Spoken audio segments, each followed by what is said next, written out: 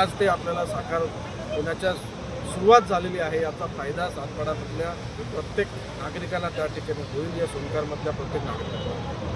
नगरसेवक कसं असावं, नियोजनबद्ध पद्धतीने काम करणारा असावा आणि त्याचं उदाहरण म्हणजे भगत लोकप्रतिनिधी असं आपण म्हटलेलं आहे, त्याला कसं बघता?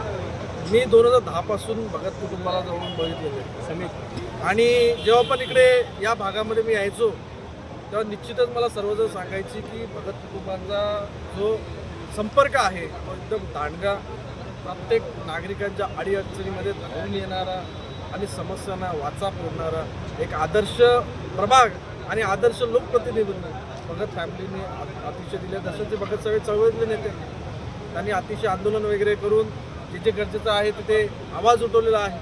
नाईक साहेबांच्या ज्या ज्या मिटिंग आहेत त्या प्रत्येक मिटिंगमध्ये मोठे मोठे पंच आणून पाठपुरावा करून त्या आवाज उठवण्याचं काम आहे, ते पूर्णत्वात देखील नेण्याचं काम तसंच भगत साहेबांच्या माध्यमातून।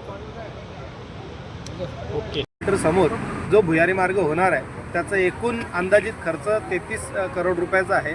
याचं काम जे आहे 15 तारखेला जे चालू होईल, म्हणजे 15 डिसेंबरपासून ते त्याच्यानंतरच्या 18 महिने, म्हणजे 18 महिन्यामध्ये हा प्रकल्प पूर्ण करायचा आहे। त्याच्यानंतर तो तयार झाल्यानंतर महापालिकेला हस्तांतर करायचं आहे। म्हणजेच 18 महिन्यामध्ये या भागातल्या नागरिकांना याचा वापर करता येऊ शकतो। पण तत्पूर्वी अंडरपास होण्या अगोदर सानपाडा पाम बीचमध्ये येणाऱ्या नागरिकांसाठी जो नागरिक वाशीवरून जो येत असेल त्याला खाली उतरण्यासाठी जी आमची क्षितिज नावाची जी बिल्डिंग आहे त्या ठिकाणी तो खाली उतरेल आणि मग तो आपल्या सेक्टर 16A 17, 18, 19 मधले जे नागरिक आहेत ते क्षितिजच्या इथं आताच 1 महिन्याच्या आत तो रस्ता तयार करून त्या ठिकाणी खाली उतरण्यासाठी त्यांना रस्ता तयार करण्यासाठीची विनंती त्या ठिकाणी ठेकेदाराला केलेली आहे। कारण शेवटी सर्व्हिस रस्ता हा बंद, पाम बीच रस्ता मुख्य रस्ता असल्यामुळे तो बंद करता येत नाही, परंतु लोकांना येण्या जाण्यासाठी जी मोराजमधली जी ट्रॅफिक आहे ती कमी करण्यासाठी किंवा ते डायव्हर्ट करण्यासाठी